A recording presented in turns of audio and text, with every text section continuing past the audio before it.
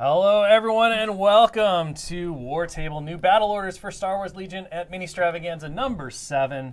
This is the one. 90 minutes. Yeah, 7. Great. We can all count. Beautiful. Hope you're all having a great day out there. Thank you so much for joining us for this exciting look at all the new things for Star Wars Legion. We're going to start with a little bit of a discussion about what to expect from the panel, and then we're going to dive in and show you all of the cool things that are coming.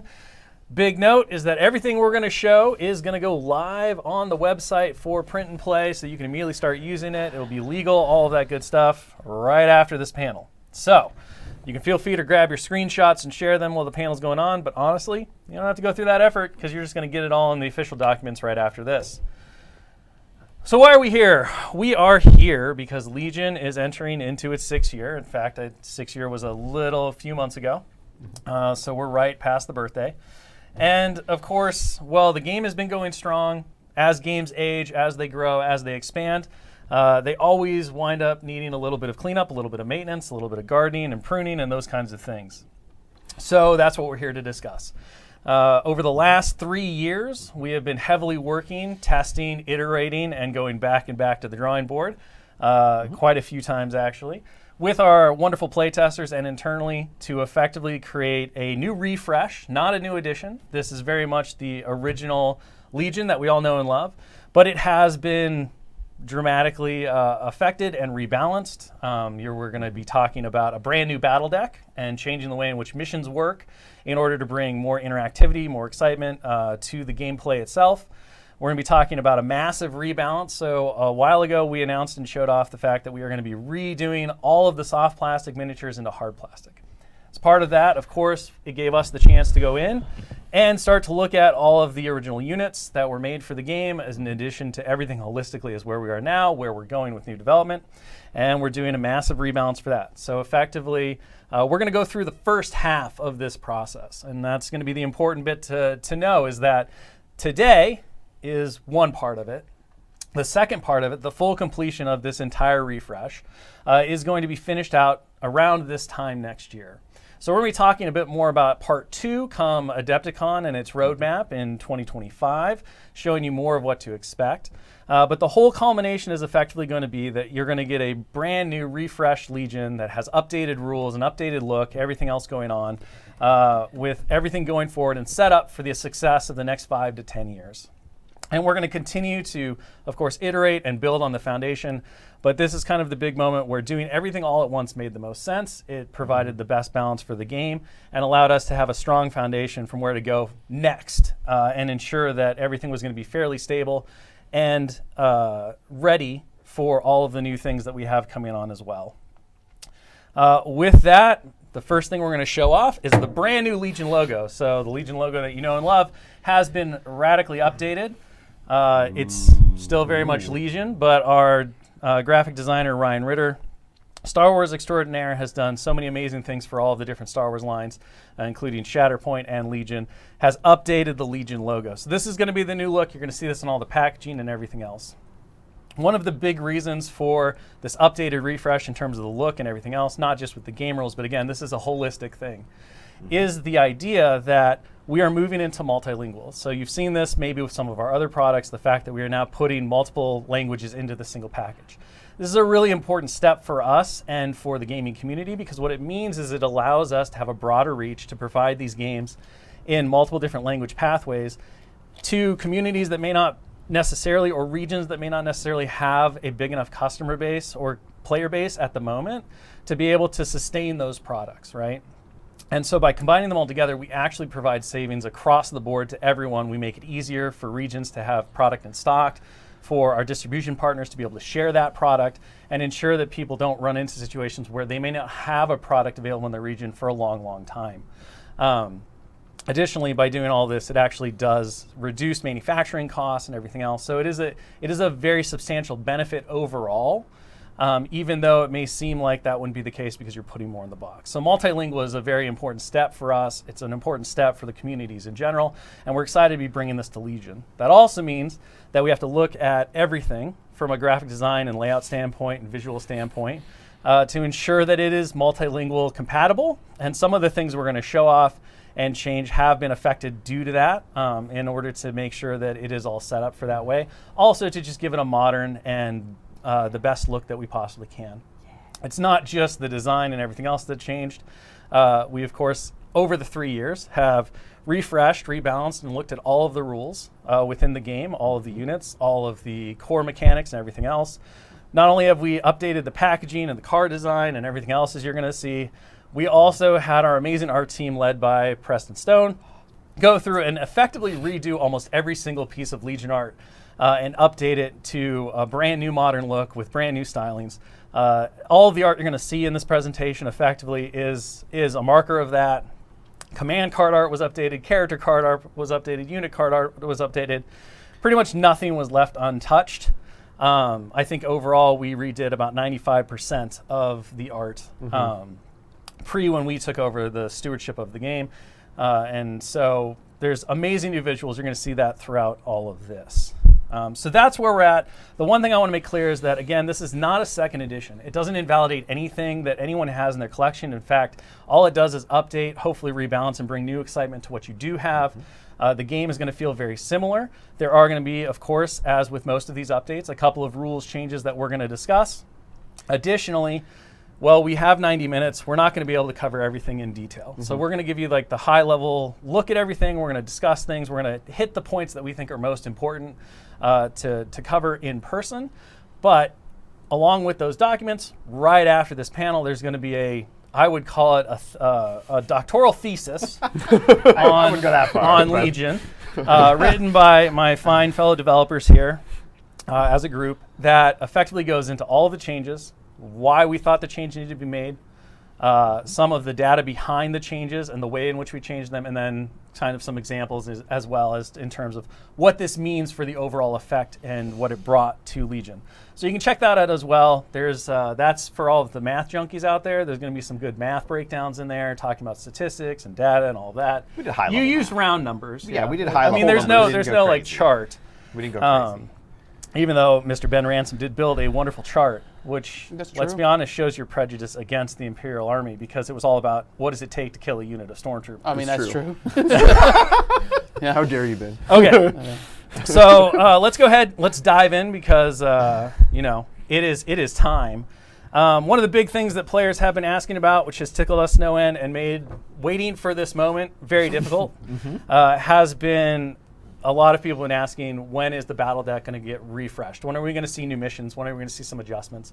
Because obviously the original system was showing its age. Those cards and what they were asking you to do have obviously been around for a long time. They've supported the game and grown the game, but it was time for a modern take. It was time for new missions to come in and challenge players in new ways. So we have completely redone the battle deck. We're going to talk about that evolution right now.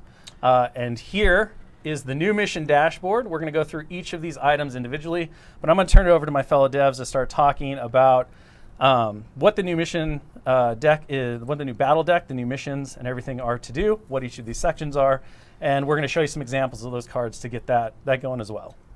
Yeah, so we had a couple of big priorities whenever we're making the new mission system, adding progressive scoring into the game, and getting both players' battle decks involved so that you have a more collaborative experience for building the mission.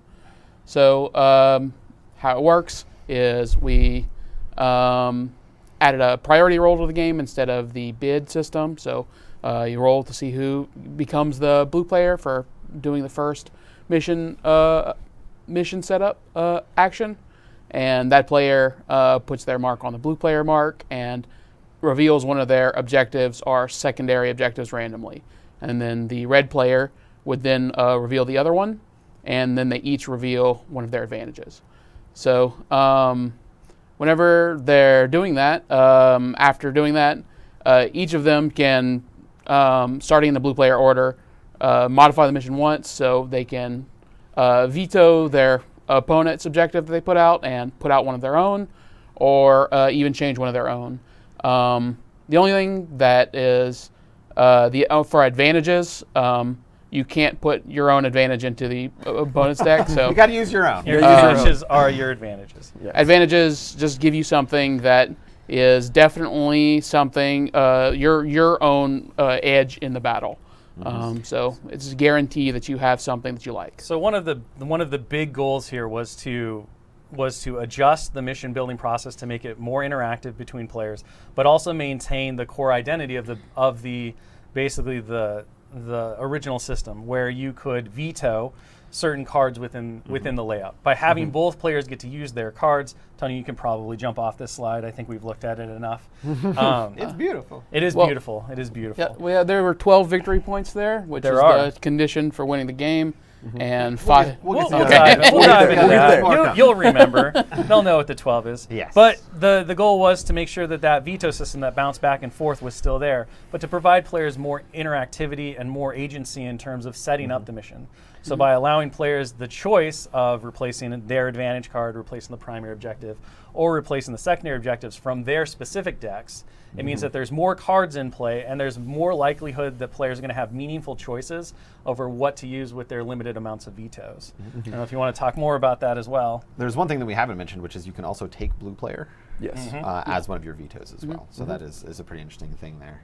So yeah, we tested a lot of iterations with this, with more or less cards, or more or less vetoes, more or less cards. And basically, we were just cards, seeing kind of what made for the best games and playtest. Yeah, so I mean, we got to see that quite a bit. And the 2 vetoes per side, starting with the blue player, so the red player gets to veto last. Is they both players feel like they have their own strong advantages in the system. And by using both players' battle decks, it's much harder to end up in a situation where you're just blown out by the scenario. Yeah. Right, Because if you say, hey, I really can't play this, you can veto it. And then hopefully they don't have a second thing in their deck. So like if you veto it, put yours in, they veto yours, put theirs in. Hopefully it's not one that just blows you out again. Yeah, if it is, you should probably change your army list. It distills the previous iteration of how the battle deck worked into a more interactive version that is more fair for both players, as you just mentioned, and also you don't have perfect information, right? So previously you created a grid, and you would see, okay, if I veto that one, that's the next card that I have. Now you're flipping off a deck. So while you know what's in your deck, there is some variance there in it. For sure. It leads to a more interactive and fair experience. If you get down to the last card of your deck, then you know what is there. Right, so exactly, you can, if you have a strategy, but it is very hard to kind of manipulate the system. There were some other interesting things on that slide if we want to touch on for 2 seconds. We can always go back. Tony can go back. Can we go back to the slide? Reverse Tony. On the right-hand side of the screen here, you see 3 red tokens. Objectives are now 2-inch tokens, not 1-inch tokens. Yeah, the point of interest. Yep. So those are the point of interest that are used in the primary objectives. And there's also a little half-range tool down there, which is very exciting, which gives us half-range measurements, which we're is going to be used talking a bunch, and a bunch of stuff coming up. We're going to be talking a lot about the importance of that half-range tool and being able to measure things that are not just 6 inches. Ben, if you want to talk about why there are 12 victory points on the map. Yeah, so whenever a player gets to 12 victory points, at the end of the round, if a player has 12 victory points and they have more victory points than their opponent, they win the game. So and how many rounds are there, Ben? There are 5 rounds in a game of Legion now. Wonderful. Yeah. We'll talk more about that as well when we get to the scenarios. We will. Yeah, there's a whole lot that went into that, so let's just keep moving and we'll get there. So let's go ahead and start by looking at we're gonna bury the lead a little bit. We're gonna start with the advantage cards and look at what the advantage cards are. Now, keen eyes probably realize that condition cards are nowhere to be found on anywhere on that dashboard. That's because the condition cards have been removed and they've been replaced with these advantage cards instead. So let's go ahead and take a look at the first one, which is Strafing Run. There are 6 of these. We're only going to talk about 2 just to kind of give you an idea of what's going on. And I'm going to let the dev team take away whatever you want to say about advantages, where they go, and how these 2 different ones kind of represent different facets of the entirety. Yeah, so one of the reasons why we decided to change to doing advantage cards instead of condition cards is the condition card could be a benefit for a player, or it could not, or it could really just not be impactful in the game. And so we wanted to pivot to advantage cards because this way you always guarantee that something on that dashboard that ends up being used for the game will be beneficial to you, right? So each player has an advantage. Obviously, you're going to pick one that will help out your army in some way, right? Like, and they vary, right? Like we're looking at Strafing Run here, so this is one where you get to put out an advantage token, and then you get to do a Strafing Run. You get to do a Strafing Run. You get air support to throw out some suppression on enemy units. There's other examples like things that put out barricades. We're about to look at another one. Tony could go to the next slide. So there's this one here, Advanced Intel, that gives, during the first activation phase, you get an additional pass token to your pass pool. Ben, what is a pass token? So Pass tokens are how we track the number of passes a player has. So The number of passes. So now it's more than one, is what you're telling me. So the number of passes is just the difference between the number of units each player has minus 1. So really easy to figure out. If somebody has 9, somebody has 7, then you'll have 1 pass. Great. This gives you an additional pass on round 1. So on round 1, very important. Whenever you are deploying on round 1. And we're going to talk about the changes to deployment in a second. After we're through the missions, we'll That's talk right. about that. And Right. remember this card. Remember this card This that you is can very get relevant. additional passes on the first round of the game. Okay, let's jump to the secondary objectives. Secondary objectives, another new add to the overall mission strategy and pool. So one of the things with the iterative scoring that was really important was the fact that just focusing on the primary mission didn't lead to as much choice and player options as possible. Pagani really wants to finish this off, so I'm going to let him talk. Yeah, the secondary objectives were really there to add another shot of flavor into the primary objectives, as well as give players something else that they can do. So if you have a unit that can activate but cannot necessarily contribute to an attrition fight or cannot necessarily contribute to the primary objective, maybe they can do the secondary objective. So with those two things of a great flavor injection and then as well as a variety of things for units to do on the battlefield, secondary objectives played out great in playtest. They also add a really great tension of I can try to continue to press on the primary objective, or I can try to grab the secondary objective first, give myself a score bump, or potentially break a dead heat and win the game, right? Now, doing so may come at the expense or be a gambit in terms of trying to continue to maintain a consistent pressure on the primary. So it really breaks up what players can do and what their tactical options and strategic options are. And each secondary, as we'll see, and we'll talk about these, can play into different styles of army construction and different factions overall from their identities. So, Mark targets here is really kinda like your straightforward. vanilla one, No, bread and butter. Yeah, it's very Murder straightforward. things. Yeah, it's just about defeating units. But you get to choose 2 of your units. You get to choose 2 of your opponent's units, and each player does that. So generally, the ones that you choose for yourself are very hard to remove. So it is very much like a tactical bury your last victory points. Make sure that they can't get to them, and keeping your most important things safe is the sort of ends up playing out usually that those aren't destroyed till towards the end of the game because you can. Play with them differently. Yeah, you get 2 good options and 2 bad options, right? Right. And then how can you deal with that? And what units did you bring in your army that maybe your opponent can prey on, or what units can you bring in your army that your opponent can't prey on? I think what you just said, how do you deal with that, is kind of an interesting question that, as Shik just said earlier, we want to kind of increase the tactical and strategic options. One of the big things that we were doing with these new missions is we want to increase the options that players have for viable play styles and viable ways to create their armies, right? So we'll have different missions and different secondary missions that cater to certain army types, and we try to do a good job of spreading that out to give players different options for how they want to play and how they want to construct their battle deck to support their army and whatnot. And so let's take a look at the second one. So mark targets obviously rewards you for destroying things. What we're going to look at next, bringing them to heal, plays a quite different flavor in terms of suppression. So right away, if you're playing Empire, if you're playing with a lot of suppressive in your army, this might be the secondary objection that you're going to dig for. Darth Vader loves this card. Darth Vader He is does. all about it, for sure. Yeah. So it's just every round, whoever has suppressed more enemy units at the end of the round before they remove their suppression tokens gains a victory point. So And then you have these kind of stretch goals at the bottom, right? Right. Yep. So these are things you can score once per game. So if you panic an enemy unit, which is it takes quite a bit of focus generally, or suppressive weapons, then you score 2 victory points. And if you get a suppression token on everything that can have a suppression token, you get 2 victory points. Yeah. It's happening. So not there. So if they have null courage or they have tanks, you don't have to get suppression on those because you can't.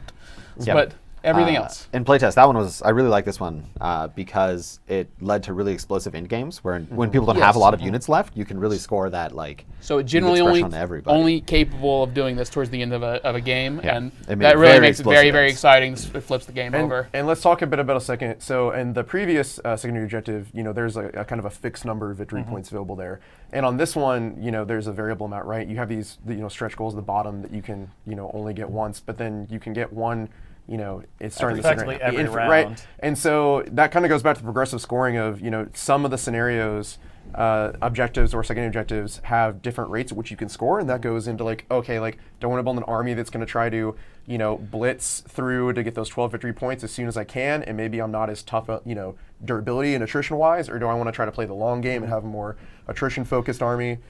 Yeah, and so that's a great segue. Let's just dive in and start looking at what the new primary objectives look like. We're going to go through all 6 of these just so we can discuss each of the different play styles, each of the different thought processes behind them, and how they kind of tie together.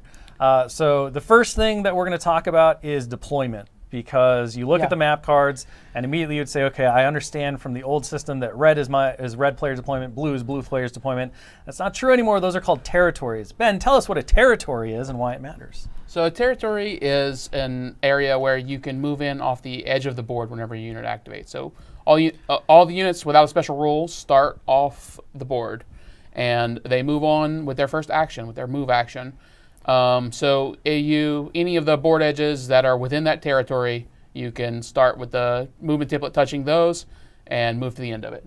So, Ronnie, you want to talk a little bit about what this dynamic deployment in round 1 kind of brought to the game, some of the thought process behind it, and how it impacts a lot of the design that we're going to see going forward with missions and some of the units? Absolutely.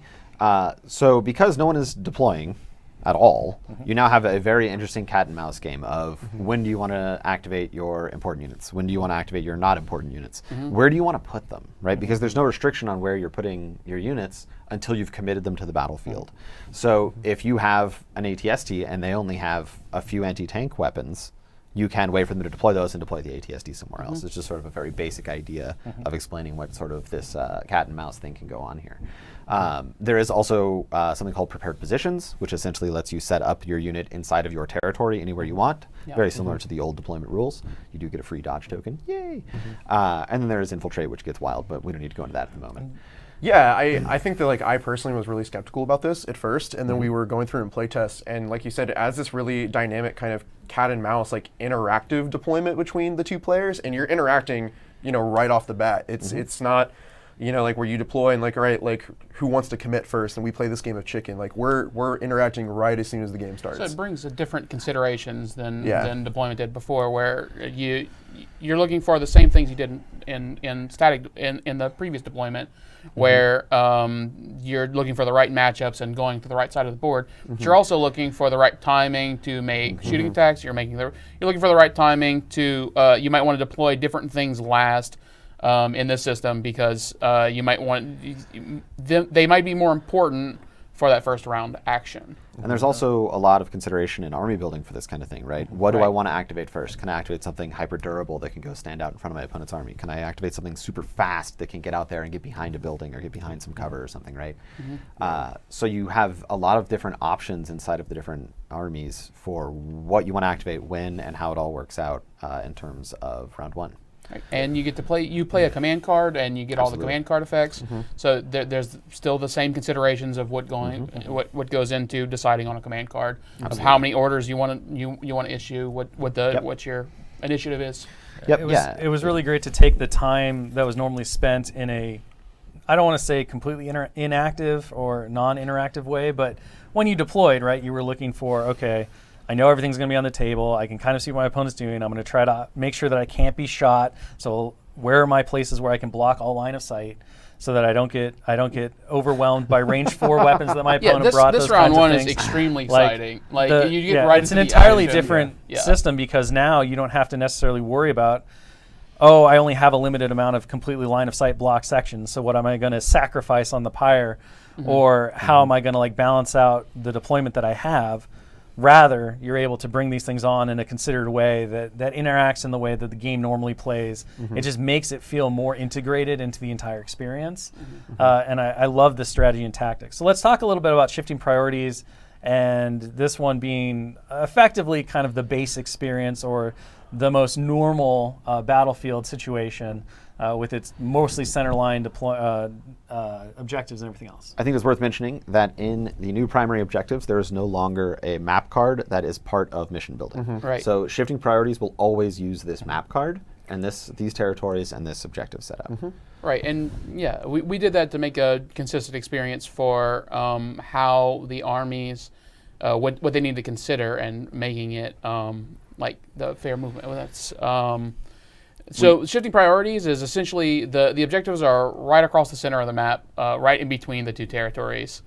And whenever you score one of these, your opponent then gets to move it so they can score it a little more easy in the next turn. Or it makes you harder, right? So you have to keep pushing Right. if you're pushing, and it is sort of a comeback mechanic type thing where if you're not doing well in the scenario, it becomes easier for you to score. Yeah, so it just changes where you need to go. It's going to change basically every round. All right, so let's take a look at Recover the Research, which adds a bit more considerations. And of course, talking about shifting priorities, I think that one really favors a balanced list building approach, right? Yeah. You need mobility, you need things that can hold positions. You need a good mix of stuff. As we go through these, you're going to find that each one of these scenarios does favor certain list builds or ask different questions that then say, okay, what do I want to take instead? Recover the Research being Yeah, this is you only have to contest objectives in order to score here. So that is you only have to have one unit that is within half. Their unit leaders within half range of the objective to score it. As So that is opposed- a change, right? It's no longer base to base. It's half range. It was yeah. Right. So the shifting priorities, And that's for all of securing was is what you do for most of the objectives, which is you have to have more units that are on the objective than your Unit opponent. leaders specifically. Unit leaders. Yeah, and so as they're saying, this is a scenario that very benefits fast armies. So if you have speeder units, they can get there and take the objectives, which, by the way, big change, vehicles can now contest True. objectives. Yes. Every unit in the game can contest objectives.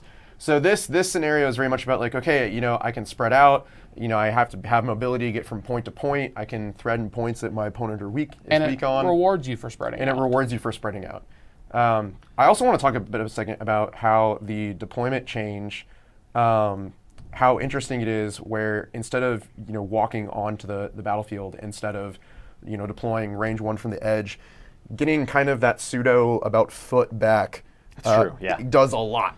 If you want to expand on that a little bit. the armies start much farther apart, right? Because you're Yes. essentially starting range 2 farther apart, which makes the longer range guns more interesting because it gives you a lot of value for those. And then it also makes faster units much more interesting in how they can interact on turn 1 and things like that, especially against prepared position units and other things. Yeah, buying back effectively an extra foot of space of the table. It's very cool. Has a phenomenal impact on each of the different roles for the units. It really opens up that breadth that you need to make range 3 to range 4 feel that much more impactful, to make speed 3 versus speed 1 that much more impactful. You see a lot of units making moves. Yes.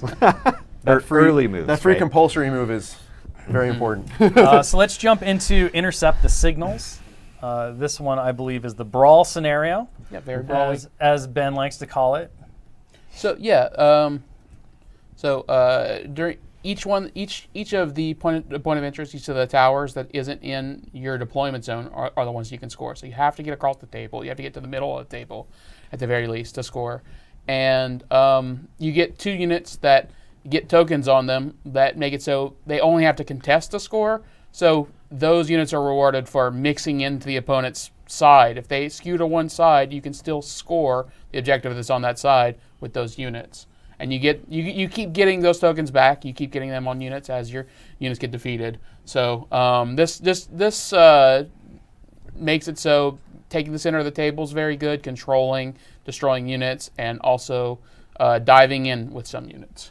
Yeah, I think it's what I love about this one specifically is that it's not just take the center of the table; it's hold the center of the table, Right. Which is very different from a lot of the other scenarios where you have can to get in, you can get your points, and then if you get defeated, okay, I got my I got points. the But this one points. is much more because it's a little slower and it's scoring. It's much more about staying there and holding it down and that kind of stuff.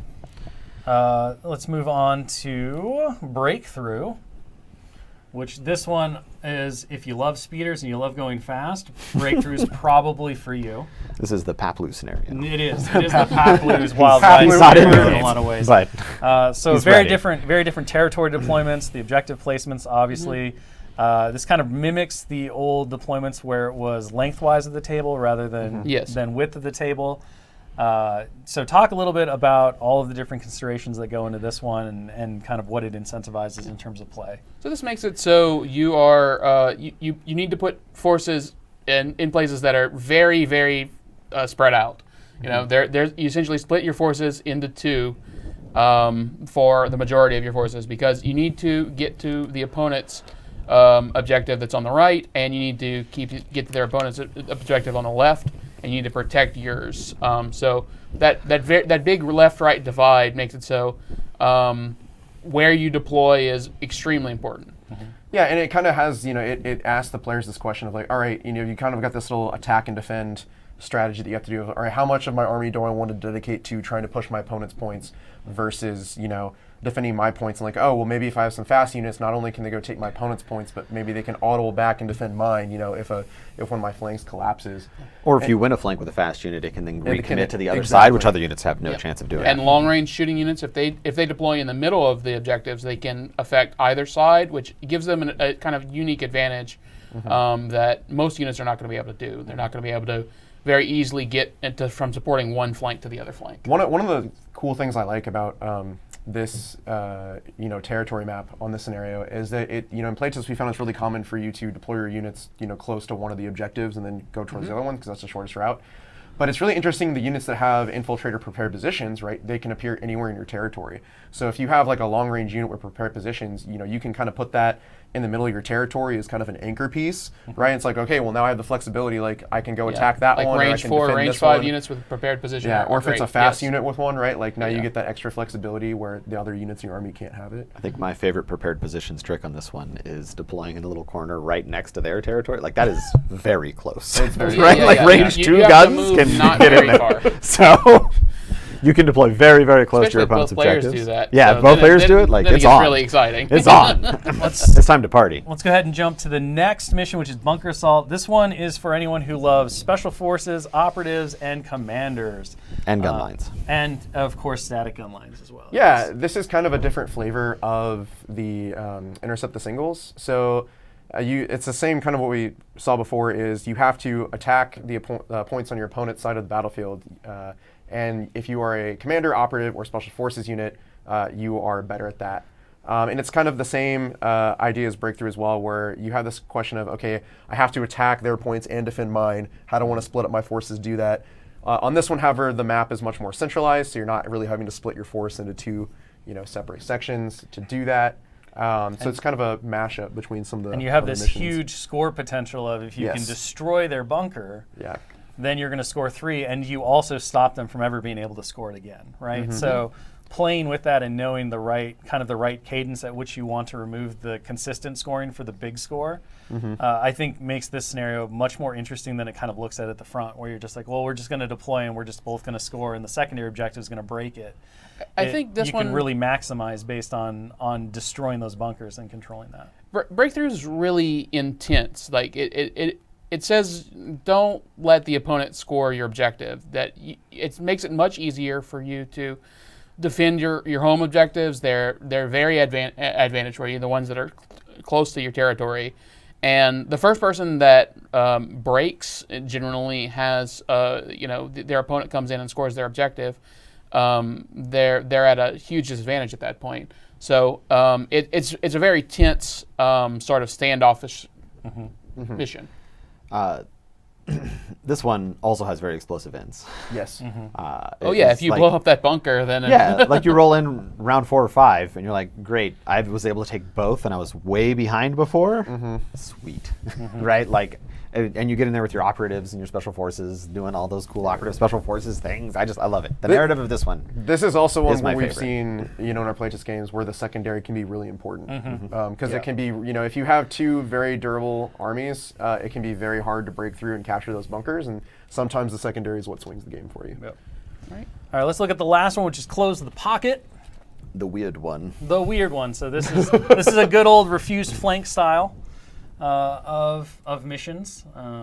Very classic in terms of strategy and tactics. Yeah, are you going to refuse or not? Are you going That's to the refuse question. or not? Are you going to split? Are you going to try to go for all 3? Or are you just going to focus on a couple? And this one, I think, gives you the most wild round one deployment questions of like, man, they haven't put anything Yeah, over and here. if Do I somebody where has do I that, go? Yeah. if somebody has that additional pass, Like, it's brutal. it's- So you normally can't pass twice in a row. So you're committing forces back and forth, back and forth. So this makes it so that deployment question is very, very tense. Yeah, but otherwise this one is pretty chill. Besides its crazy deployments. So scoring the center gets you 2 victory points, everybody else has won. which is very mobility centered. You generally have to make 4 moves with a speed 2 unit to get there, right around. That didn't have any help, right? That's right. Yeah, and I think it leads to like interesting questions, strategy-wise. I know in our playtest games, I've thought to myself, all right, do I want to, take the approach of I want to rush that middle point with some fast units that necessarily aren't as durable, or do I want to, wait till later in the game when I have some, infantry units that may be more durable, but it's going to take them longer to get there, right? So it's, how do you want to approach the strategy of taking that center point? And this that's gets very really far away? exciting with whenever the table setup is not good for. So like deciding table side is huge here because this is one of the more deployment deciding how the forces are matched up scenario. So the table setup here blocking that center objective from one of the flanks means your opponent gets to predict where you're going much more easily, and so it is. It can get very intense for competing for blue player to try to get see who gets which side. I think that's another really interesting thing that we should chat about, right? Is the idea that having the deployment zones be locked to red and blue player, and then having that, like, you might ask, okay, why am I really competing for red or blue outside of this ability to go first? The goal is that tables are not symmetrically designed, right? No battle takes place over a perfectly symmetrical battlefield. Players must deal with, or generals must deal with, the idea that there may be terrain that favors one side or the other. And so this really allows players to explore that idea, yet maintain a competitive balance of where there are choices. You're not getting locked into the bad table side. You have every opportunity to take the table side that you think will benefit you at the expense of other things. Yeah. And it leads, as we found, right, it really opened up table setups.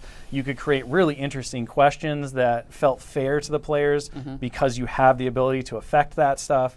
I really love what it does from as a hobby miniatures and a hobby guy who loves building tables and making interesting stuff and getting as much terrain on the table as possible, right? Like for Dallas and I, the possibilities it opens up in terms of just asking those questions, making each game feel impactful, making the battlefield part of the story of the battle in ways that you don't see that in every miniatures game. A lot of the times they rely on the idea that, like, well, if you put a building on this corner, put a building on that corner. If you put a thing here, put it over there, right? Yeah. Like, make sure that it is quote unquote fair.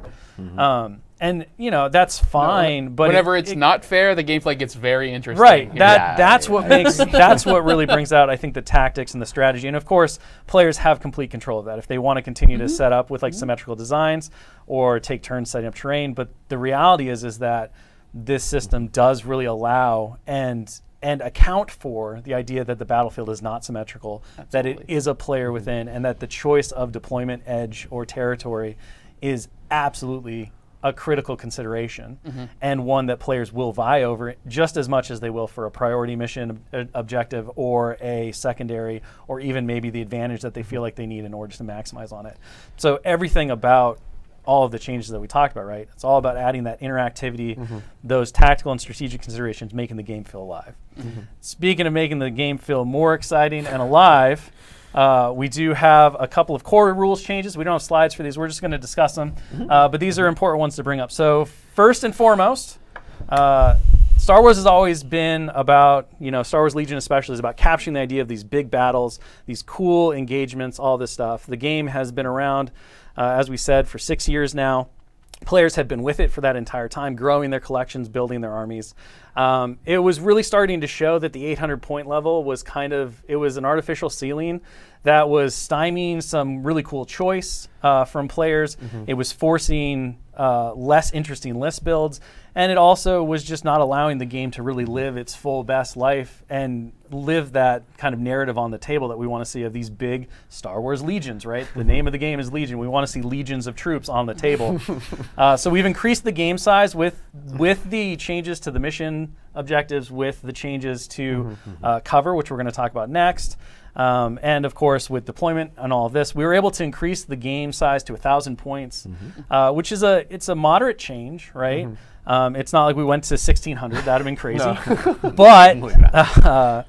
But those 200 points really open up a lot of options, from upgrades to different units, to adding maybe a couple of like support units, To taking more characters.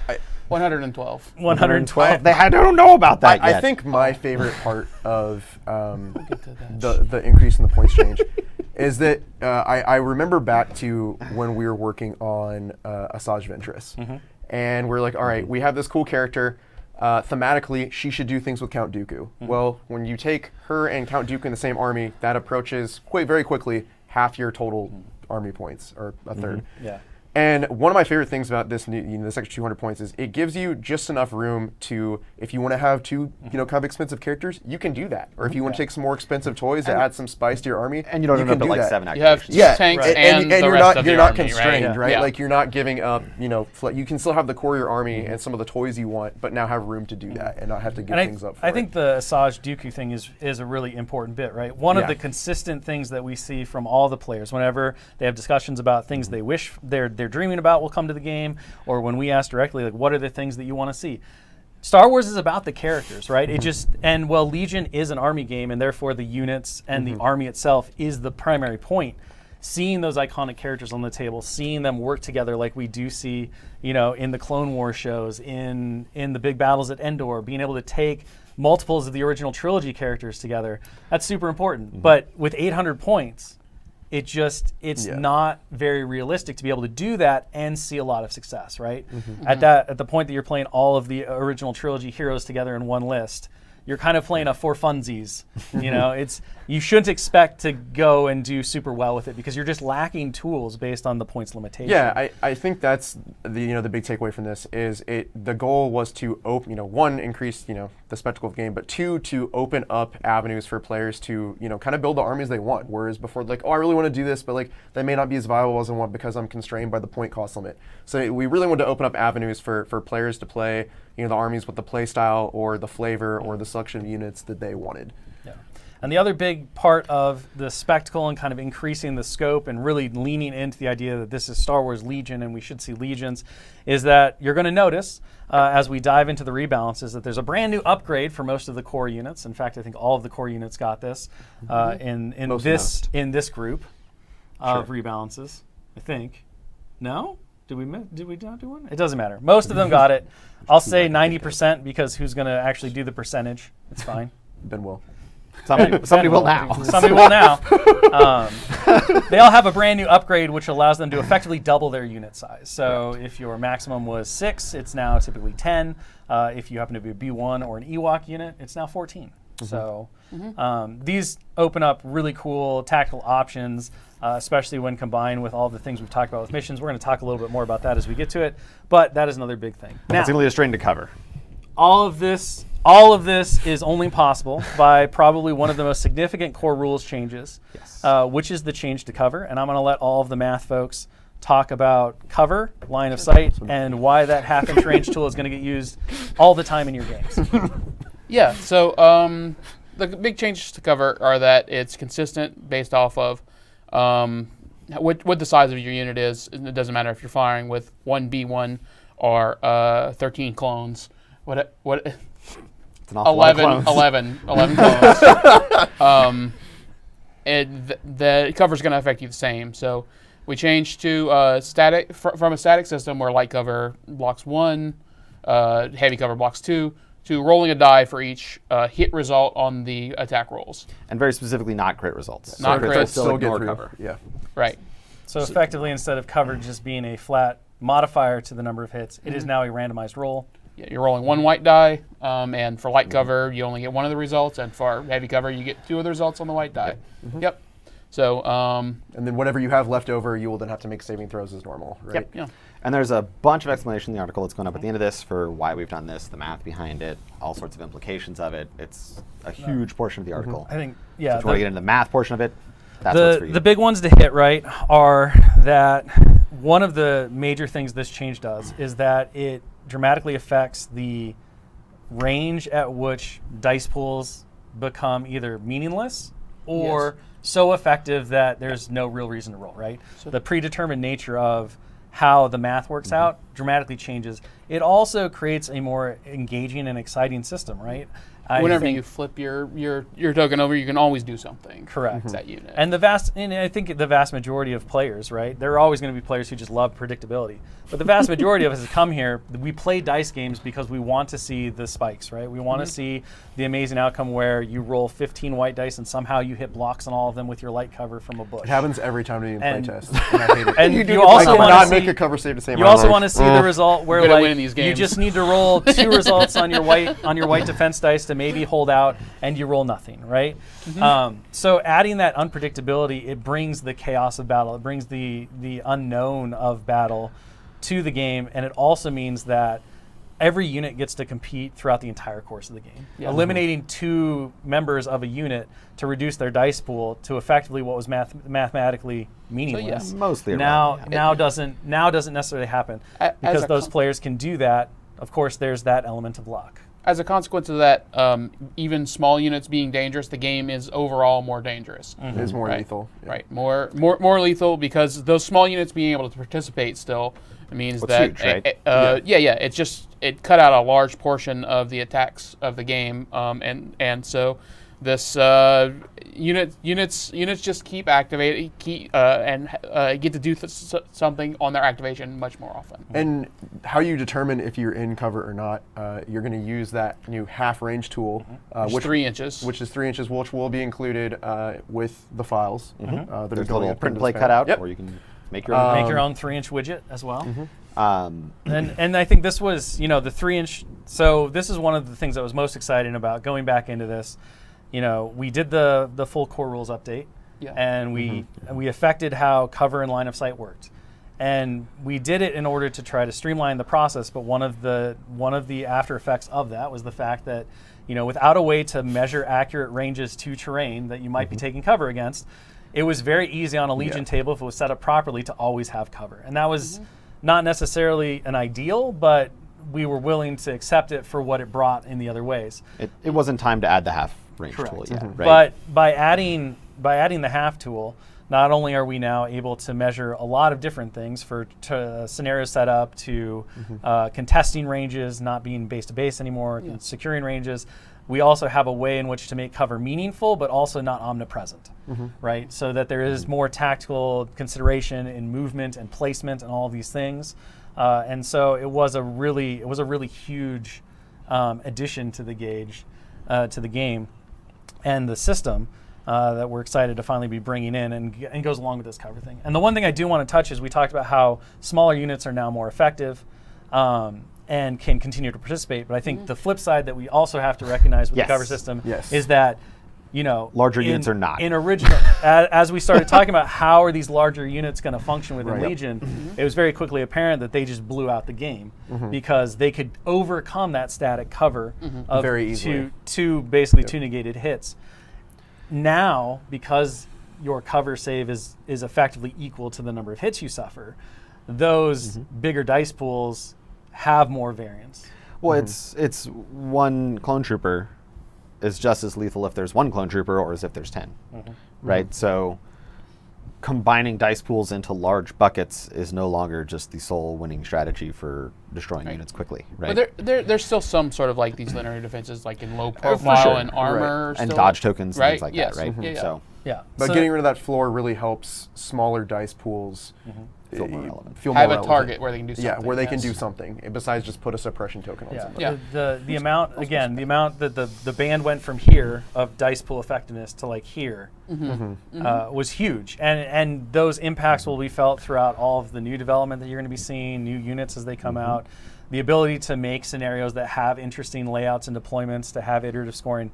So much of it was based on the idea of breaking out of kind of that restriction, that artificial restriction put into place by heavy cover or cover in general, just being a flat, predictable value, and instead turning it back into something that can be very powerful. It can lift you up or it can let you fall to the ground. Yeah, and while we're on the subject of like cover and durability, one of the reasons why going back to the bigger units for a second, one of the reasons we decided to do that was a lot of the missions have objectives that are more centrally located. And the fact that we now score progressively instead of, at the end of the game or on certain rounds means that units have to, stand in a place where they can get threatened, a lot more. Right, and so with the previous cover system, we were seeing that it was hard to either dislodge units or units were no longer effective. So these large units kind of give units their ability to kind of sit out on a point and take shots and still stay in the fight.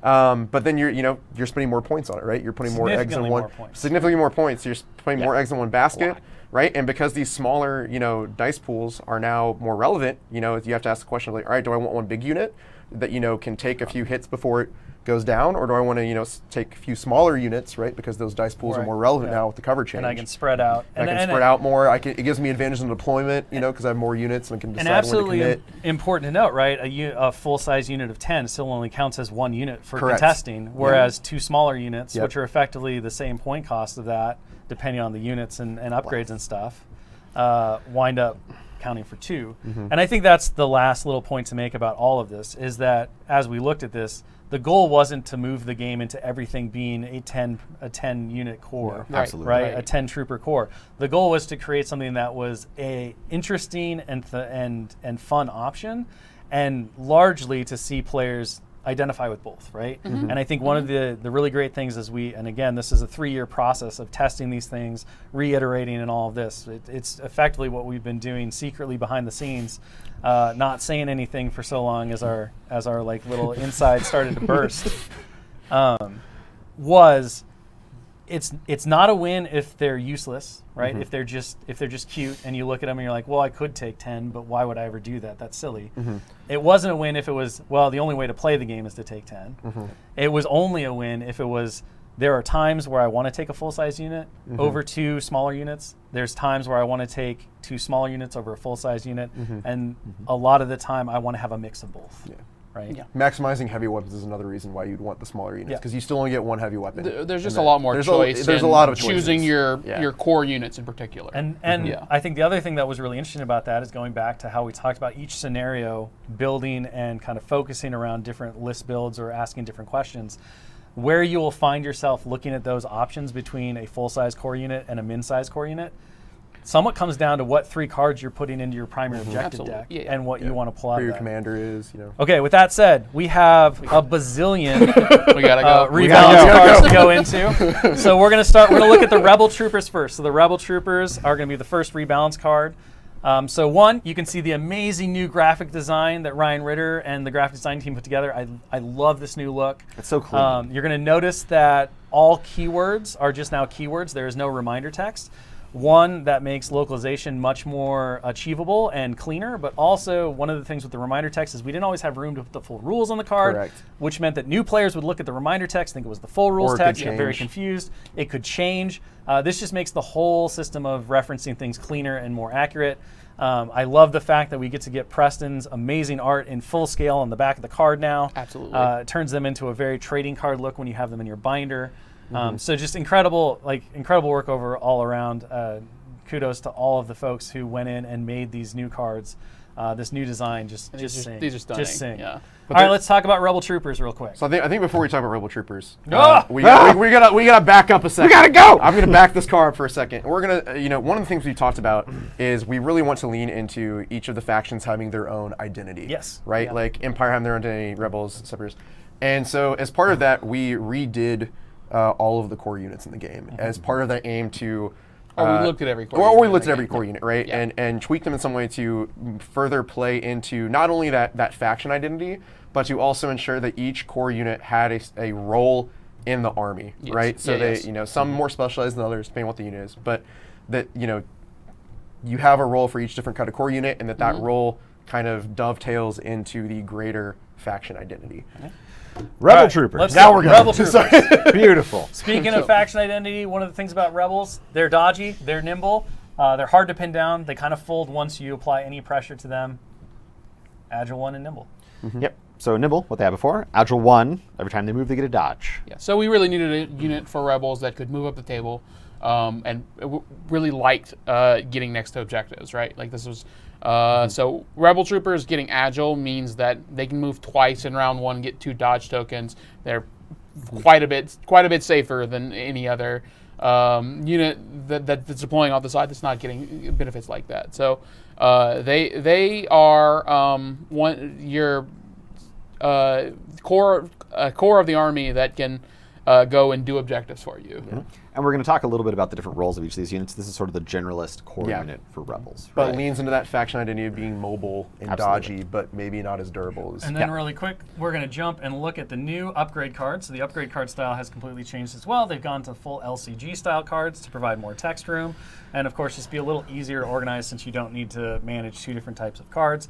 This is effectively how all of the Squad upgrade cards look for adding those additional troopers to the normal units. So you'll see here, add 5 Rebel Trooper miniatures. Indomitable lets you remove a little extra suppression. You get a little extra cohesion range. Cohesion is now measured with range tools. I'd like to point range out. tools. So we get a half range instead of the short move. And this is range 1, so you can utilize several pieces of terrain.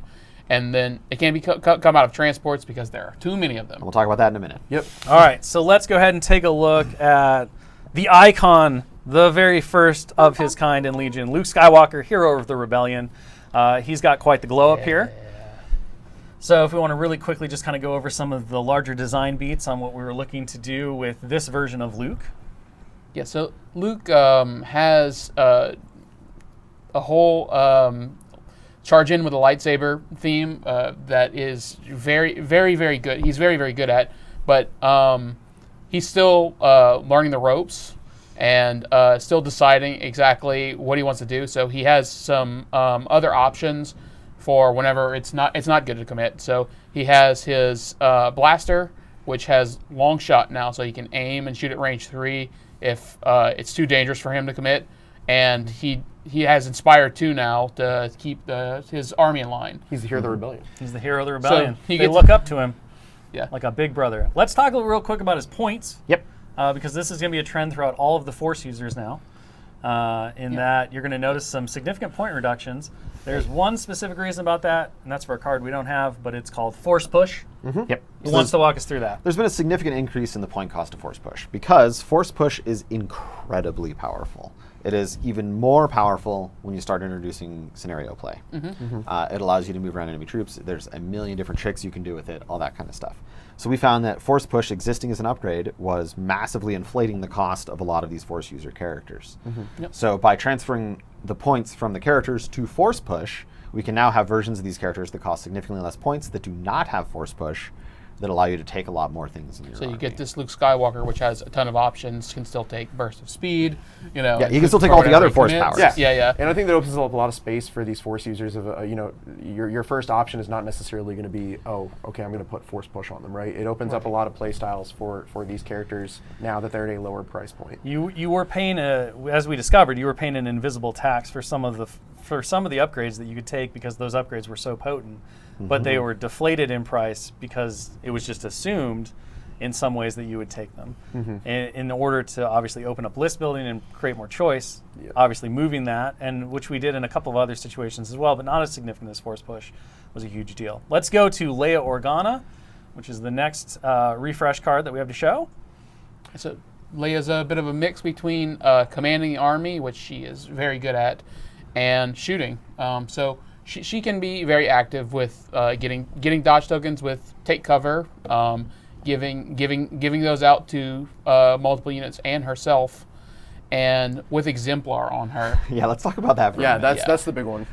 So Exemplar is, we sort of view that as a very much a commander ability, right? So this is them leading their troops. This is them giving them tactical advice. This is them doing those things.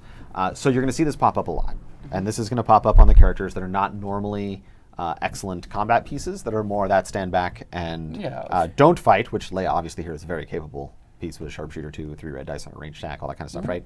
Fantastic in that. So this one is maybe not the best example of Well, that. no, I think it is actually, because what Exemplar does that's kind of subtle versus just the normal take cover is take cover. It really ties that handing out tokens to her activation. So now when she goes in the round is very timing dependent. Exemplar, frees it up to, okay, I can hand some tokens out, but I can keep some of myself, for my friends around me to use.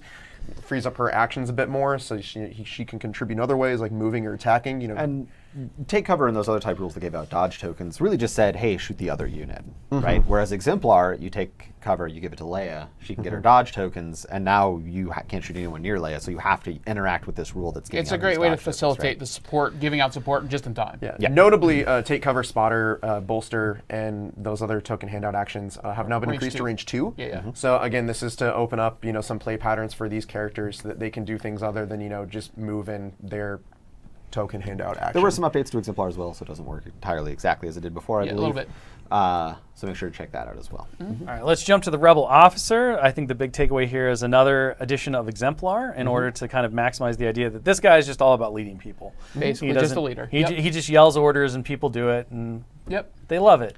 Or We're they going to see don't. this theme through all of Yeah, the factions. a lot of the commanders. Let's go to everyone's favorite droid boy, R2-D2.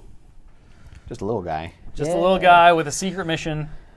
He gets secret mission. He gets to sneak in with infiltrate and inconspicuous and try to get across the board with his speed 1, which he can very capably. He's free. He's not grounded anymore. So, yeah. you want to talk really quick about the change to infiltrate and what that means?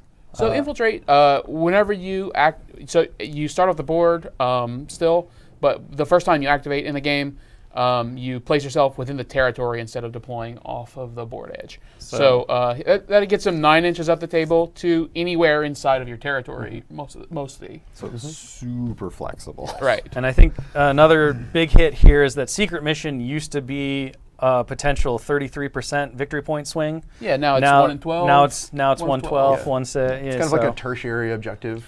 Yeah, it's still very good and can be majorly impactful to winning the game, but it doesn't skew the overall win experience like it had before when there were many fewer victory points on the table. R2-D2 is a great way to break ties, basically, break stalemates. Bounty has also had a similar adjustment to just being 1 victory point. Let's go ahead and take a look at another core unit for the Rebels, which is Fleet Troopers. Charge, I think, is the big note here. Yeah. These are my boys. They also got a melee profile on their pistol. So they are very, very deadly and still very, very fragile. So you have to hide them and ambush people with them. They are quite, a great ambush unit. And I think comparing them to Rebel Troopers, right? Rebel Troopers had the agile, they had the nimble, they can get up the table, they can be much more durable. These Fleet Troopers are a lot more aggressive in terms of the blaster pistols with charge. Not as durable. They're certainly not as durable. So that's sort of the main difference between those two core units, right? Is that they're both moving up the table, and they both can move up the table. But the Fleet Troopers are not going to be hanging out for too long, and hopefully your Rebel Troopers will be hanging out for a little longer. You got to be really crafty. They're not here for a long time. You got to be really crafty if you're going to get that full, 10-person Fleet Trooper unit. 20 dice shot or 20 something. dice attack. You got to be careful. And then the final core, and of course, just like the Rebel Troopers and everything else, you can obviously jump this unit up to the full 10 trooper squad. Rebel Veterans are going to be the next one we're going to look at. This kind of rounds out the 3 core choices for Rebels. Prepared positions. So let's discuss. Infiltrate says that you start off the board. When you get your order to activate, you place yourself anywhere in the territory. Prepared positions is? You deploy before the game starts, and you start with a dodge token. So this is you're in a sort of fixed stationary position at the beginning. You're dug in. And you're dug in. And these guys are excellent at dugging in with low profile, digging in. So they are your kind of entrenched rebel troops. Yep. Yeah. The speed is much 1 slower here, now. right? Yes, One they're- is the big one. They're very much the rule of like, all right, I am going to have these guys defending, my side of the battlefield and my points, and they're going to use their range to project and help the rest of the army advance that way. But they themselves are probably not going to get across the battlefield. And of course, the emplacement trooper coordinate is just lovely. Which leads us to our next speaking card. of- Speaking of, 1.4 FD laser cannon team, please. yeah. So this unit also got prepared position. So you kind of get to dictate, those fire zones and control the board, sections of the board before your opponent moves on, right? So you can threaten, and play into that deployment game. All right, well, do I really want to commit a unit over here, knowing that I've got, a laser cannon team staring me down that might have an order because there might be a rebel veteran unit next to it. Having the fixed, so having the objectives, know where all the objectives are before, you know where units are going to go. So being stationary, you can get around it and place them in range 5 to threaten multiple objectives. You can kind of shut lanes down with them too. Right. Yeah. Let's go ahead and talk really quick. We're going to look at the Rebel Commando Strike Team. However, this is going to be a kind of a discussion of strike teams in general, because strike teams have had a pretty distinct change from how they work within Army construction. Yeah, the main rule is detachment. So you need to take one of the full units of Rebel Commandos in order to take a strike team. So they come paired, and that detachment also makes it so they don't fill out the maximum rank requirement for special forces. So you can have 3 full units of Rebel Commandos and 3 strike teams. Yes. And remember, when assessing strike teams at the moment, smaller dice pools, much better than they used to be. Yeah, the sniper teams especially, we They're saw be very excellent. effective with the changes to cover. You're no longer just plinking one person with Pierce, right? We made points changes there. So yes, the snipers are crazy. Let's go ahead and take a look at the ATRT. This is going to lead into a larger discussion about vehicles. So remember, as we discussed, vehicles can now score. So they can contest, they can secure objectives, so they're just as effective at that as any other core unit or anything like that. But armor here, I think, is the discussion to have, because it's going to be a recurring theme for all of the armored units going forward. Yeah, so there is no kind of full armor left in the game anymore. Armor is now just the armor X keyword, so every vehicle will have a different numerical armor value. And part of the reason that we did this was because vehicles score now, we found through playtests that you could get in situations where there would be one vehicle or maybe multiple vehicles for some of the smaller vehicles that would kind of hang out on points, and it was very, very difficult to dislodge them. We want people to be able to interact with them. And we want people to be able to interact with them. So in the case of the ATRT, that means it went from full armor to armor 2, but then it got a little bit of a defensive buff with that defense surge. Yes. Yeah. And I love the parity this brings, right? The ATRT is the armor 2. The dude on top who's just hanging out, that guy's got a white surging save. He's So a you rebel with a white Yeah. surging save. It brings parity of save into the faction there. Let's go ahead and look at the Rebels' best hoopty, the X-33 land speeder. So this lost its transport for 1. It, of course, has armor 2. And these are super awesome mobile weapons platforms now. Like These things I are love running all incredible. of these things. Yeah. They are incredible. Yes, getting to objectives and defeating everything there, destroying everything there is incredible with these guys. These being able to score and being fast and being relatively durable with cover and armor, and the option for cover 2. Well, and a lot of their dice pools can be somewhat on the smaller side, but now because of the cover change, those dice pools are suddenly very relevant. Whereas before, maybe you'd have to pool all of them together into a single attack.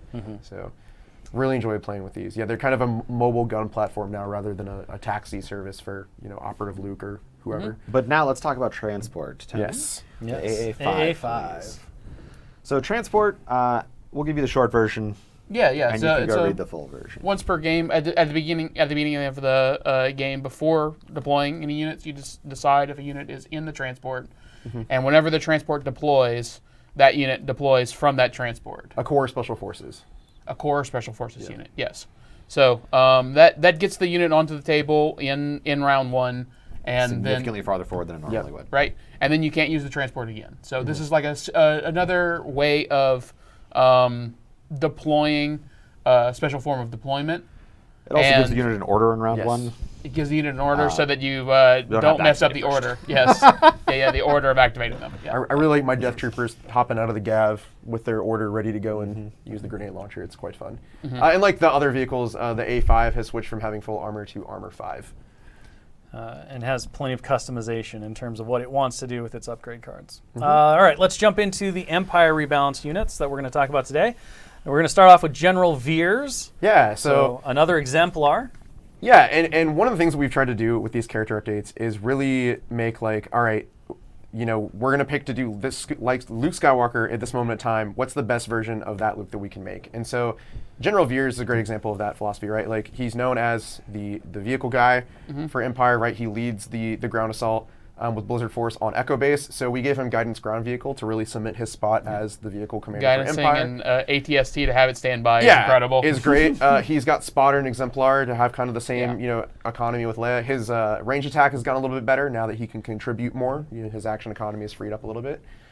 But keep going to the next guy. Now let's look at the Imperial Officer. So again, we're going to see, similar to the Rebel Officer, Exemplar, we have Spotter 1. This gives you this kind of Inspire. minimal commander. Yeah. So moving on to the next one, Director Krennic. So Krennic himself also got quite a few touches, and we're not really showing all of them, but it is important to note that many of the command cards around these characters were also updated. Yeah, absolutely. So if there's anything specific we want to call out on Krennic here, or if we just want to jump to Annihilation Yeah, Looms. he got Exemplar and one of his command cards changed. Yep, so we're going to go ahead and take a look at Annihilation Looms. So yeah, the design of the command cards has been changed, and we had to change this one because of the change from 6 to 5 rounds. The old command card did not work, so now it has been adjusted to rounds. The extra suppression is rounds 4 and 5. Annihilation Looms is super fun on Bring Them to Hill. It is just super fun. It gives both players all the points. It's just everybody has points. I hadn't realized that. It's It's great. quite fun. So let's take a look at the bread and butter core unit of Imperial armies, which is Stormtroopers. Stormtroopers, no real changes except for a points decrease. Yeah. But obviously the standard utility troop of Empire. They're Yeah, able those to red do saves are everything not still doing specifically work, well. and now they're even more efficient. They lost a little bit on their melee attacks in order to get that extra efficiency. And so the Empire troops are all about extra efficiency. I mean, they did get that sweet art. Yeah. That's what they're paying their points for. Look at that. And then we're going to look at the Blizzard Forest Stormtrooper Heavy Response unit card really quick. Same Again, idea, right? Yeah, Cheaper, same idea. yep. A little bit cheaper. Their melee attack got degraded a little bit to white dice instead of a black die. Yep. And so now that we've looked at the baseline core unit for Empire, let's take a look at the Snowtroopers first as their other core option. So I really like these guys. The deployment changes have been really interesting to them, and especially the change to the objectives being placed on the center line. They are speed 1 and have steady, but because a lot of the scenarios happen kind of in that middle line, if you take a full squad with the flamethrower, that's a very good offensive push in and take the points unit that is a lot of fun. So they can move a little further in round 1 too. Yeah. They can move 2 times, then shoot, which is further than the rest of the core unit. So usually you're getting shots with these guys on round 1, which is a big change. And talking about their upgrade cards, we'll take a look at the Flame Trooper. Yeah, so some changes here that are also reflected on other weapons of similar types across the game is the flamethrower on the Flame Trooper now is also a melee weapon. Aha! And the Ion, the Sounds T7 dangerous. Ion rifle now no longer exhausts. That's kind of a change that we made across the board for, I think, most if not all the Ion weapons. It's all of them, yeah. Yeah, where they no longer exhaust and they gain critical 1. And yeah, On a lot of Ion is a little less punishing now as well. So you don't automatically lose an action for each Ion token. Instead, you roll for your Ion tokens to see if you're going to lose an action whenever you activate. So we were able to make the Ion weapons a lot more generalist and useful in more places by pulling that back a little bit. And then the third core unit, which it kind of fulfills the role of the objective holder, right, are the Shore Troopers as the garrison force. So you can see all the stuff here. Yeah, and much like the Rebel veterans, these units are the Shore Troopers are the defensive archetype for the Empire, right? They are not very mobile. They've been degraded to speed 1, but they are more about holding your side of the battlefield and holding your points and kind of interacting via range. So you notice their E-22s have got long shot. That's a very saucy long shot. Yes. You got there. Right. It is a Getting very saucy long range shot. 4 on your core troopers means that you can gunline pretty hard with these guys. Notably, they did lose target, so they have to get that aim token somehow through either one of their own actions or from a friend. And they also gain prepared positions to start the game on the battlefield and kind of dictate enemy deployment a little bit, affect that in certain ways. All right. Well, to be fair, we've talked about a lot of very exciting things, Okay. but all of it was only for one reason and one Oh, reason yeah. only, and that was to make the E-Web range 4. Yeah, That's true. you asked, we listened. The UAV at that's range been 4 done. is a very, very impressive That's gun. been done for so long, and then all the Sure. chats are always like, "E-Web range 4 win." I'm like, I can't tell them. You cannot. I can't tell them. That is one of the things about doing a holistic refresh and doing everything all at once, so it all makes sense with each other. Range 4, range- Impact 1, range very, 4. very useful. Another one that's great on that scenario. Oh Lord, I forgot the name of Intercept it. the singles, The bunker bunker No, assault. the Breakthrough. L. The It's, L. it's good in a lot of Breakthrough. scenarios. It is good in a It's lot good of in a lot. scenarios. It's good in a But lot, putting it yeah. in the center and then just being like, which side are you going to come in Yeah, on? I'm going covering to the shoot you either objectives, way. yeah. Deal with it. So the E-Web With finally prepared position. getting the Yeah. range it always deserved. And then let's go into the Dark Troopers. Which is So- just an armor thing here as well. Yeah, they've right? been reduced to armor 3 from armor 5. So still very durable, still very strong, but not just full armor. increases the interactivity against them. Yeah, a little bit. Doesn't necessarily punish as heavily if you don't have a lot of impact in your force. Yeah. For sure. And overall, just a strong change, I think, for keeping this unit close to its original design, but a lot more interesting and fun They're to still play very, very against. dominant. Yeah. Getting to activate twice is a hell of a drug. Let's. Goodness. All right. Let's take a look at the TX225 occupier tank. This one has a couple of changes as well. Yeah, so like all the other vehicles, it's gone from, just armor to armor 5. Transport has been slightly reworked. I think now's a good time to bring up that notch-based movement on vehicles has been changed a little bit, and that now you get a free pivot, 90-degree pivot. Right, at when the you get beginning the of start your of your move, you move get a free action. pivot. So with reposition, they were able to make 2 pivots. So, yeah, and so it opens up flexibility a little bit, and So it makes it that lets easier to these move on the longer battlefield. bases maneuver around. You can maneuver around round buildings. Yeah, I love playing these longer vehicles, and they are much more user-friendly now. Next up, We have the we've got ATST. TSD. It's got some new awesome art, but the only change here is going to armor 5. Getting a little cheaper. No, don't you undersell this art. That is a change. You know how much I love ATSDs? I made a battle force so you could have 3 of them. That's how much I like them. Woo! That's Yeah, true. we, Speaking of that battle force, Speaking of that battle force, also Segway. only real change here, armor 5. yeah, these things are quite efficient for their shooting now with the points decrease. And last but not least in the Empire, we have the LAT Patrol Transport. Just changes here to that full armor going to armor 5. Transport was tweaked, and the laser cannon's got a little bit of an offensive boost due to the transport change. And Also hashtag double ordnance. Double ordnance. Double missile, double happy. So you get to fire with your Arsenal 2 every round with the cycling ammunition. It's very, very fun play pattern. Right. All right, so we've finished with our look at the rebalances for the Empire. We're going to talk about now the Galactic Republic. I think it's really important to discuss that you're going to see quite a few changes here.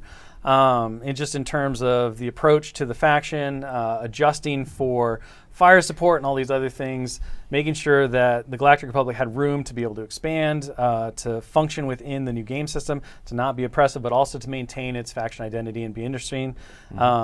So one of those big things is that Exemplar. You're not going to see that on our next card, which is Padme Amidala.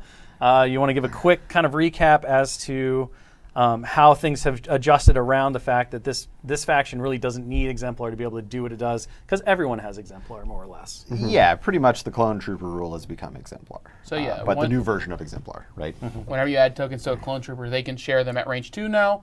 So it's almost like they all have it. Yes. Yeah. So the leaders, Anakin and Padme, they don't need it anymore. That also does a couple things. One, it lets them be a lot more active in the battle, right? They're no longer hanging out making tokens. They're not doing those kind of things. Anakin has had some significant updates. It's going to make him very exciting, I hope. Padme moves around a lot with agile and nimble, generating a dodge token and incentivizing you to move basically every round. So the operatives and the commanders inside of the Galactic Republic are now much more active combatants rather than hanging out, making tokens and supporting the clones. And that let us get the theme of the Galactic Republic being the clones supporting the clones, right? So that was really what we were going for with all of these changes, was that the clones are the ones helping each other and not necessarily these things. Now, obviously, like your clone commanders and stuff, they're going to get all sorts of fancy things that are not Exemplar because they basically have Exemplar. So, yeah. But Let's go ahead and take a look at Diplomatic Cover, which is an updated Padme Amidala command card. Yeah, so it's still granting infiltrate with the divulge, and if you've divulged it, grant secret mission. So she's very good at getting across the table and scoring you that extra victory point now. If you don't need her to stand back and support the clones, right? So she's got a little bit of a split play style that this card kind of describes. And then probably the most iconic member of the Galactic Republic, Anakin Skywalker, effectively a complete rebuild. yes. In almost every way, just looking at what the character, how the character was, what he needed to do to be useful in the faction to kind of fulfill the Anakin Skywalker dream. A lot of changes here. So he starts off very aggressive. Starting in round 1, you can immediately start moving him towards the enemy forces to dive in. He's just a maximum aggression Jedi. I don't think we're going to go through it, but the Tempted keyword is definitely something everybody should go read because it is completely different. Very now. different. Completely changed. And in addition to being completely changed, his command cards have entirely been updated and rebalanced as well to reflect the Anakin Skywalker as the general of the Republic. So if we want to dive into those, important to note, there's no flaw card here because he no longer has a flaw card. So that's been completely removed from his overall kit, as we felt like it was more of a negative than a positive in terms of what it was adding to this character and the fantasy of being able to put him in your army and play with him. So this is where the fun begins, giving Anakin prepared position, and a free action jump just really gets him across the table and makes it so slinging him at your enemy is a very good playstyle for him. You underestimate my power, gets some extra hitting power versus already activated units, and General Skywalker gives him and his army aim tokens. So he's just really all about punching you directly. He's very aggressive. Yeah. And on the other side of that, the man who taught him everything he clearly didn't learn, Obi-Wan Kenobi, is very not about punching you in the definitely face. the most offensive, right? Ceresu Mastery gives him rerolls versus on his defense die versus range attacks. Yeah, so that's been updated. Yep. And let's also talk about Deflect here. Yeah. So Deflect is always active. You don't have to pay you don't have to spend a dodge token for Deflect to be active, and you always have Surge to block. That is makes it so the Jedi can move around quite freely, especially Obi-Wan. And in exchange for being always on, Deflect can only do 1 wound back if he rolls 1 surge. Yeah. Ceresu you can also use to reroll on Guardian by paying a dodge token. Yeah. That's spicy. He's here for his homies. All right, so exciting stuff with the characters. Now let's talk about the core options for Galactic Republic. Telling you if you want to come back to us for a second before we jump to the card, so we can kind of set things up for what people are going to see. One of the big things as we were looking at the Galactic Republic, right? We've talked a little bit in other podcasts and interviews about faction identity, the idea that the Galactic Republic is the elite army. They have the best training, they have the best equipment, but they're not very numerous, right? They are specialists and designed to be the best of the best. When looking at the core options between Phase 1 and Phase 2, what we really saw was not a lot of difference, right? And where we went through our different iterations was to say, let's get rid of the idea that Phase 1 and Phase 2 is the difference between a clone. And instead, let's create a clone trooper infantry unit that effectively is the most customizable unit it can be. And this led to a brand new upgrade, which we'll talk about, and you'll see on the card that only the clone trooper infantry units, the clone troopers in general, get to take, or you'll see in the Galactic Republic so far. And this leads to basically a 1-core choice that is flexible and customizable in a way that allows it to fill all the different roles that you've seen through the other factions. Now, don't despair if you're like, I don't just want to see 1 clone trooper unit, I want others. If you watch the roadmap tomorrow, we're going to be showing off one of the new core units that's coming to Galactic Republic, and that also adds some exciting options and opportunities to everything. But the overall design goal and where we landed with this change and this rebalance, I think really did hit the idea that the clones can be customized and they are trained enough to fill any battlefield role they need to, and they have access to that equipment to do it. So let's go ahead and take a look at the card. So Clone Trooper Infantry. They effectively get a lot of the roles that the Phase 2 clones were getting for a slightly cheaper price tag with the removal of fire support. So they're a very efficient core unit for what you get now, which is that Courage 2 and that Reliable for token sharing and keeping the whole army going and supporting each other. Yeah, so once again, the theme is the clones help the clones. So Reliable gives you that surge token. And you look at that upgrade bar to the left, that is the, That's the leader, upgrade. heavy weapon, personnel, training, gear, and grenade. So you can do it all. That top one is the new one that we were talking about, which is the leader squad upgrade. Leader, yeah. And so let's take a look at what that upgrade kind of looks like with our boy from the 212th, Boyle, or Clone Medic Tony. Wow, why would you do that to me? Come on, man! Come on! That's just cold-blooded. So That's cold-blooded. The Jeez. medics- I the can medics make got my some own ice- mistakes, thank you. I don't need you to engineer ones for me. I appreciate you, Tony. So Boyle is just one example of these leader squad upgrades. leader. There's a whole bunch of these, right? I mean, I'm not going to list them because I'll get one wrong, and that'll be amazing. Well, and you but can see there's a them in the bunch. document here. Well, once one we example of finish a way chatting. you can customize a unit is adding Boyle and a clone medic Yeah. to a unit of clone troopers so that they can guardian for another unit and heal back wounds, so that to be a real defensive powerhouse guardian type unit. So Tony, show us the next card, please. Thank you. So now is the time. Yes, perfect. Beautiful. That's the clone medic. That we That's the talked about. guy. That's the guy. So yeah, between the personnel slot, between the leader slot, and between the heavy weapon slot, you get to pick what kind of weapon you want to be using. You get to Right. pick what kind of personnel you want to be using. Do you want a large squad of clones? Do you want 10 clones in your unit? Do you want a medic? Do you want a medic? Specialist? Do you want comms? Do you want And any you of these get other the different training slot specialists? at Right? 56 points, so you Yep. you get that as well for another level of customization. And you get an equipment slot, and you can take a grenade slot. We're going to talk about grenades in a little bit, and they're very exciting now.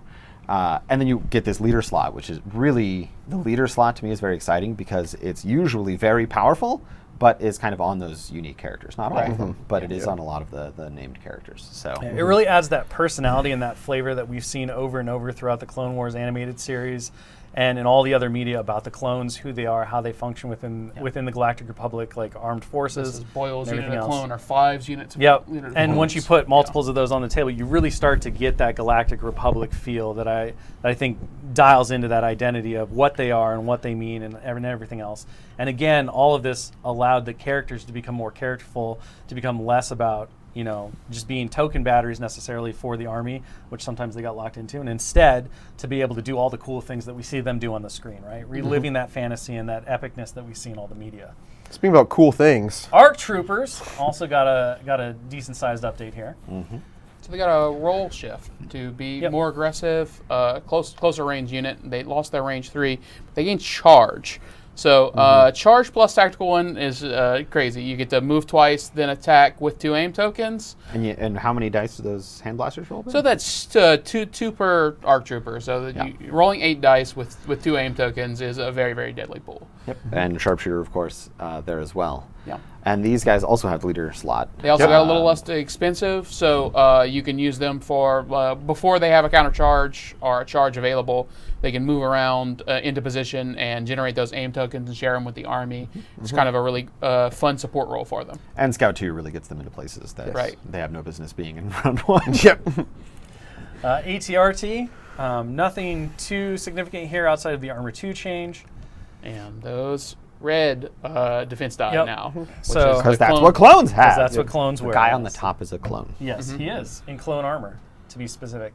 Let's talk about the Saber Tank. The Saber Tank has a couple of different changes that kind of define its role, make it more flexible in terms of army construction and everything else. Yeah. Again, we made these main battle tanks hit a little harder. This one gets surge to hit and gets that second ordnance slot, so that you can have those more customizable ammo options. Get that fun gameplay. And Just real quick, we're able. Fire support is still in the game, even though it's not on the clone trooper units, but it does have a different effect. And part of that change is that now we can give certain Republic units surge to hit, surge to crit, Right. where we wouldn't be able to necessarily do that before because of the interaction between fire support and the clone trooper units. all right, so let's dive into the final look, final faction. Last but certainly not least, the Separatist Alliance card rebalances. So we're going to start with the T-Series Tactical Droid. Again, you're going to see that exemplar that's come up quite a bit. Yeah, this is kind of your minimal commander. He's the T-Series is a little more expensive because you get the direct core droid trooper that kind of gets that B1 order chain going if you want it. And then we'll move on to the upgraded version of the T-Series, the Super Tactical Droid. He gains an eye. So That makes him more tactical Yeah. because he can see more. That's the tactical eye. That's the super The part. super part. yeah, it gets you a lot for these 15 points. You get more durability with the red defense dice, the 5 wounds. You get upgraded to strategize to get dodge and aim tokens, and you get a lot more lethal weapons. And then, of course, the 2 named Super Tacs. Yep. We're going to start with Kraken, who's the punchy fella. Yeah. Like That all guy's the got a heavy like the punch. normal one, he gets exemplar. Yeah, and he will wreck you in melee with that overwhelm. Yeah. We have So he's very, very strong combat options. We have Kalani, also the Exemplar. Do we want to talk about AI and what changed with I think that? we're going to talk Yes. about AI when we get to B1s. Are they next? They are No. next. Oh. We got a okay. couple more characters to go through. I'll calm But down. you brought it up, so let's talk about AI. We can talk about it. What a transition. Who needs a script when you've got a Pagani just throwing things out and a Tony skipping slides? AI only triggers. So you have to make a force action with AI if you're not ordered, or if you're within range 3 of a commander, you can ignore AI as well. So if you're, it gives a lot more flexibility on how you organize your force, and you can still do the order chains and order control. B1s have not been changed, but Oh, there's a lot more of them now. 112, I believe you said? 112. but they're using other options is a lot more, a lot easier now because of the AI change. Yeah, the units with AI are no longer punished as harshly by not receiving orders, which the B1s always kind of got for free, Right. Is kind of what we were trying to address with that. So now you're more incentivized into taking, or It's maybe, easier maybe to take not other more units. incentivized, it's less disincentivized, that's a word. Penalized. Disincentivized. For taking those units because of the AI on those units. But it also gives your opponent a great counterplay where they can sort of snipe out or scalpel out these tactical droids and the T-Series droids to put that AI back, and then now your droids revert, and then you get that kind of thing. So protecting your commanders becomes really important, well as opening up some more options for sure. Let's look at the one and only Count Dooku, Who does not have AI? who does not have AI. No. He does not. No, he's a thinking man. Yeah. So Dooku got some pretty incredible Force Lightning here, and native surge to block, so that works in melee as well, which makes him even more dominant versus the Jedi that he can fight. So that it's you can just put this guy wherever you want, basically, because he's so durable. He's a bully for sure. Right. So that's why he didn't get any sort of movement rules, because he doesn't really need them. He can just stand and take over the area where he's at. Yeah, he also got that direct trooper unit to kind of give a little bit of the flavor of, he is, in name at least, the leader of the Separatists. And so, he's very that like, okay, I'm going to scheme and like I'm going to have these plans within plans. But then, when I have to get my hands dirty, I'm more than capable of doing so. We're going to take a look at General Grievous next, who another one who kind of got a bit of a glow up here. He got immune to Pierce so that he can fight Jedi without them Pierce without Pierce Without just getting wrecking him. ruined? Yeah. Entourage IG 100, that was my favorite addition to his rule set, because now you get to live that fantasy of he's always got his little bodyguard with him. Yeah, and it's a very effective combo. He is very good in melee as well with his Magna Guard attendants. So, and losing Arsenal, having his Annihilator move to the card, having both of his lightsabers move to one profile means we could make them a little better by giving them critical one. It also simplifies it a bit as well. Right. Let's go ahead and take a look at his Supreme Commander command card, which got a little bit of a update. Yeah, so we wanted to see General Grievous ordering the droids in his army a little more. And this is what this does. It allows him to really spread out surge tokens, and that Ruthless makes it so you can move your droid troopers, your core droid troopers, much more. You get an extra action in exchange for one of them getting defeated, which because of their numbers, There's only 112 of them, Ben. right, is actually a very, very strong buff. So him being a Ruthless general is what we see here. Let's talk about B1 battle droids, although we've already talked about the AI changes, but here are the B1s. Yeah, so with their squad upgrade, they made there's no changes to B1 battle droids, except that they can, as a personnel slot, get another 7 B1 battle droids for 38 points. And then you add the heavy weapon to that, you get 14. And then Separatist Invasion, you can take 8 units of them for 112. Look, man, all I'm saying is B1s. my snowtroopers eat good against that. That's they true. eat very good against that. Those guys super do not want to see a flamethrower. I was surprised you didn't get carpal tunnel with how many B1s you were removing from the table. Each activation, it was impressive. Yeah, we watching played that it game. enough to where we'll see how good it is. It doesn't seem Like it's like going to skew out the game as much as we initially predicted. So we went ahead with it. All right, let's take I'm a look excited. at the Yeah. B2 battle droids who did get a couple changes in the rebalance. Yeah, so part of reassessing them as their roles at core unit, right? So you've got the B1s, which are kind of your horde. Quantity has a quality of its own. Like, you can't attack maybe all of them or get rid of all of them, but they're not very effective and individually as units. And now you've got the B2s, where these guys are more durable. They hit harder. They no longer have armor. Instead, now just have a red defensive die. They also got an upgrade to their arm cannons, which are now melee weapons, and they got the wrist rockets, so that you can watch those wrist rockets those at your wrist opponent. rockets, of course. And they have a short-range anti-vehicle option, just kind of give them the role of. With the red defense die, they're Yeah, very they're very good at moving durable, up and and taking they're very points. aggressive to things that are near them. So they can get into aggressive positions and project that short range fire. And they do have a squad upgrade going to 8. Yes, Right. total. Yes. They do. Yeah, With for the add heavy 4 plus the heavy weapon gets Yep, you to 8. gets you to 8. Let's go ahead and take a look at the BX series droid commandos. Spring. These Yeah. boys are jumpier now. They got the jump roll, which Spring. with their scout moves, with the jump roll, with scale, they're able to move around and get into interesting places on the battlefield with a kind of flexible AI roll. They're able to even move away from your commander some, and they can get to those positions that you really don't want to get a lot of your other units. Or that you can't Phenomenal get in with bunker your assault. that you can't get to with maybe your B2s or your B1s, right? Right. That jump one opens up a lot of movement flexibility. Bunker assault especially, So you really get to live that equipping Yeah. them with the narrative vibro of them swords as well is also really cool now. going in and blowing stuff up. And then last but not least, we're going to look at the AAT battle tank. So the AAT got a surge to hit. Yeah, we have one more. Whatever. Yep. You can make your own mistakes. And I am a man. I will make my own mistakes. Thank you. so again, this is like the sort of these big battle tanks got a little more efficient at putting out their firepower with the surge to hit here. And double ordnance. Double ordnance. This guy already had double ordnance. This is what taught us is about what double taught us ordnance about is the more I fun. don't care. Double ordnance. But he does have Hashtag. the double ordnance, which I love. Yeah. Yeah. He still has it. That's important to note. It didn't change Yeah. because that's the trend. Okay. The Persuader, the not last card. Well, it's not the last card, but it is the last card here. Double ordnance again, Ben. Yeah, Just to be I love the clear. double ordnance here Just to because be you clear. kind of mix and match. Like the ion cannons are better with some of the ordnance, and the heavy blasters are better with some of the ordnance. So you can kind of like 2 and 2, turn from turn, and just kind of mix and match here. Which is I love the Persuader tank. It is I just love transporting B2s or Magna Guard up the field with it now, and getting those double ordnance slots makes it play very, very fun.